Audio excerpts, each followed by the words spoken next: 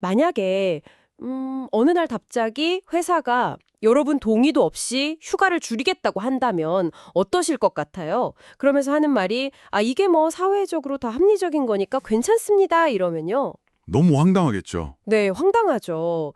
그런데 이게 수십 년 동안 한국에서는 법적으로 가능했을 수도 있다는 이야기입니다. 네, 그랬었죠.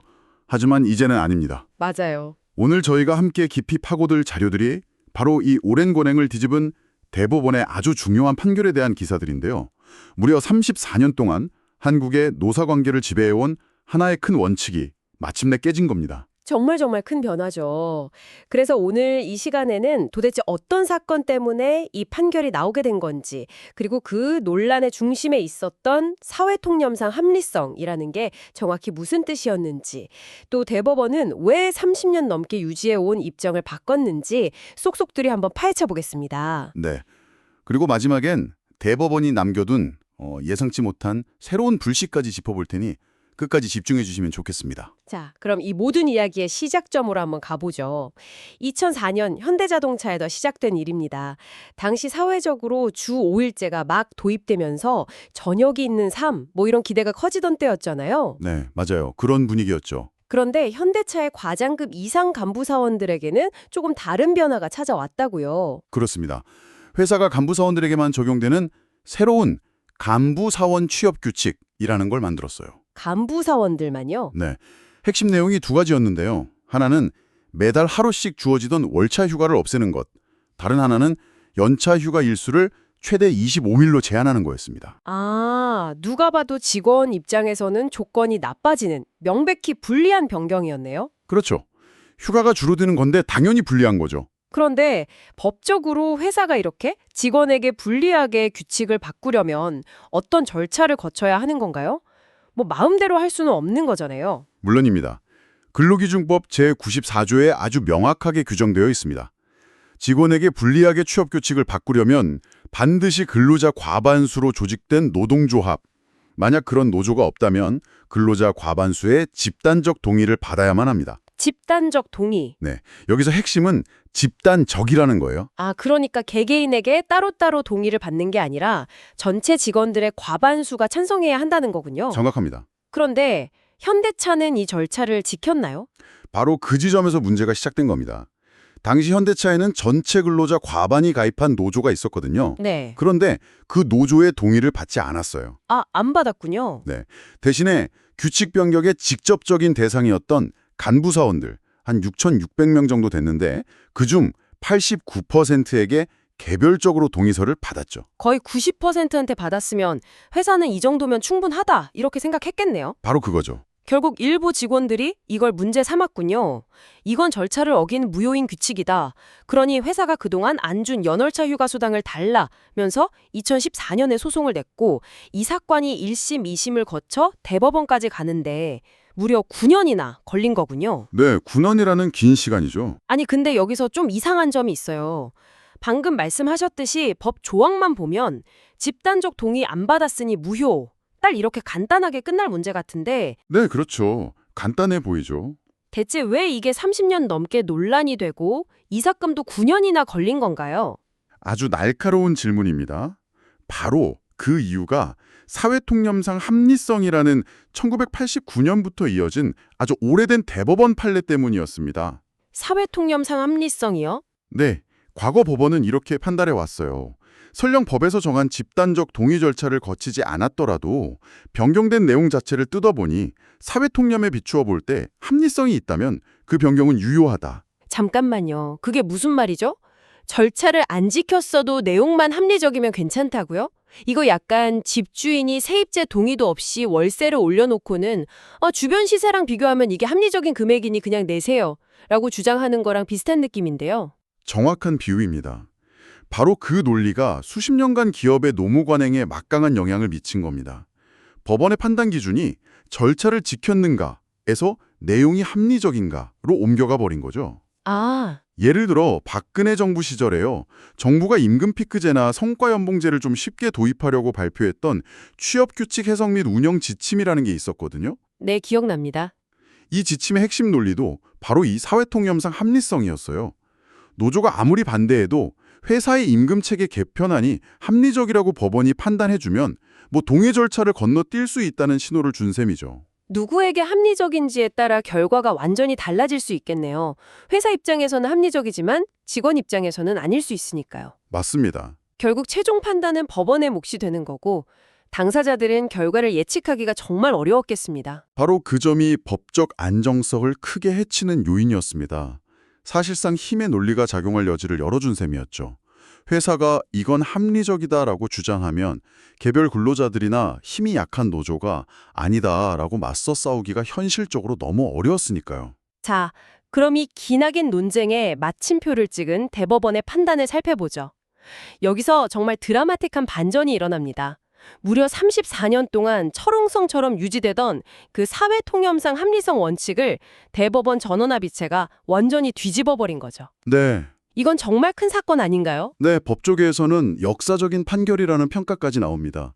대법원이 기존 입장을 폐기한 이유는 크게 두 가지로 볼 수 있습니다. 첫째는 방금 지적해 주신 것처럼 사회통념상 합리성이라는 개념 자체가 너무 모호하고 불확정적이라는 겁니다. 그렇죠. 너무 애매하죠. 네, 도대체 어느 정도가 되어야 합리적인지 누가 판단하는지에 따라 결론이 달라지니 법적 안정성을 해친다고 본 거죠. 그리고 두 번째 이유가 정말 핵심인 것 같더라고요. 맞습니다. 대법원이 이번에 가장 강조한 부분인데요.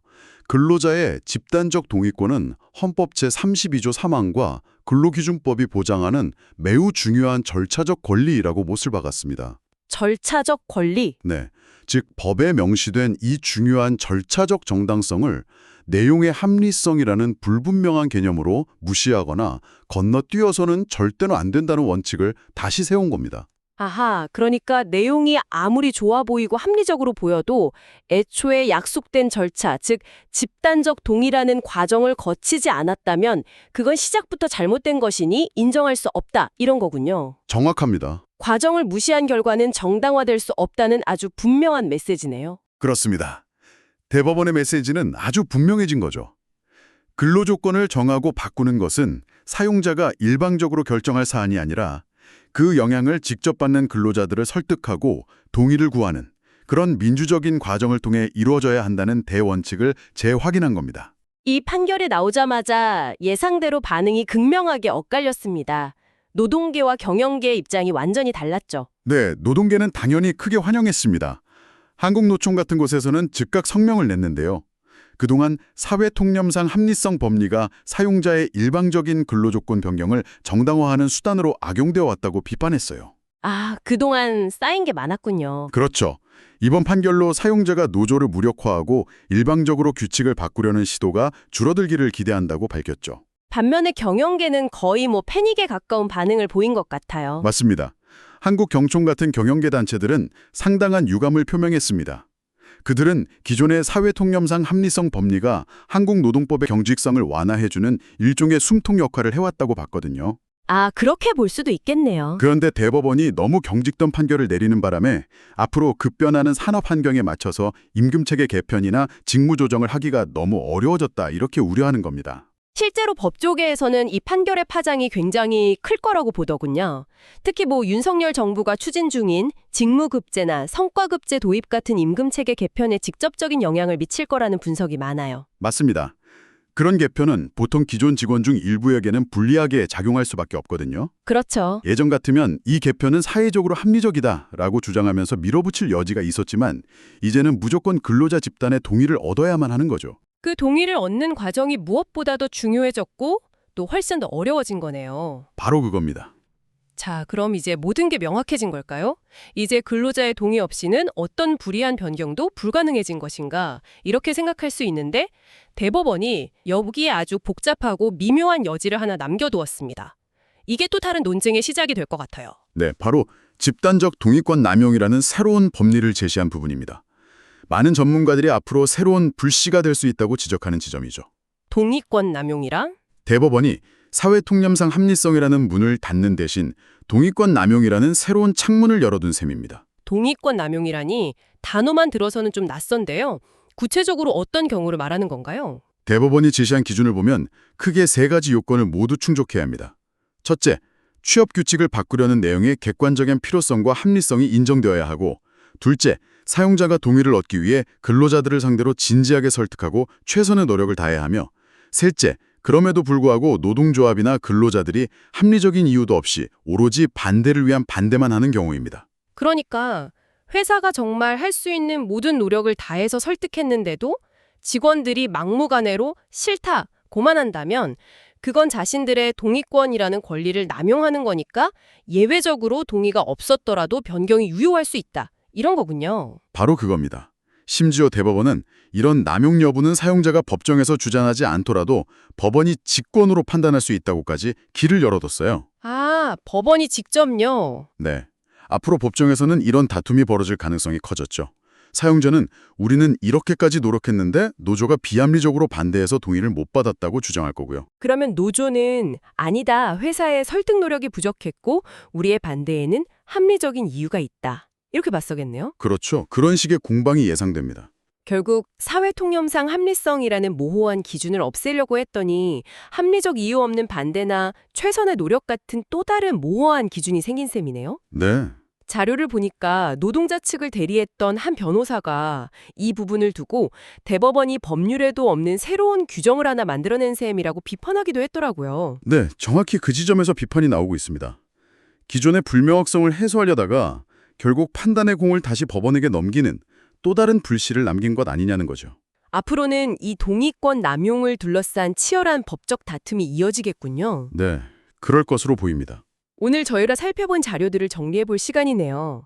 첫째, 34년간 한국 노사관계의 중요한 법리였던 사회통념상 합리성 원칙은 이제 역사 속으로 사라졌습니다. 네, 둘째, 직원에게 불리한 취업 규칙을 바꿀 때 법에서 정한 집단적 동의 절차는 이제 선택이 아닌 필수가 되었습니다. 절차적 정당성이 무엇보다 중요해진 거죠. 그리고 셋째. 하지만 대법원은 집단적 동의권 남용이라는 새로운 법리를 제시하면서 노조나 근로자들이 합리적 이유 없이 반대할 경우 예외적으로 동의 없는 변경도 가능할 수 있다는 여지를 남겨두었습니다. 이것이 앞으로 또 다른 형태의 법적 분쟁을 낳을 새로운 불씨가 될 수 있다는 점까지 짚어봤습니다. 네.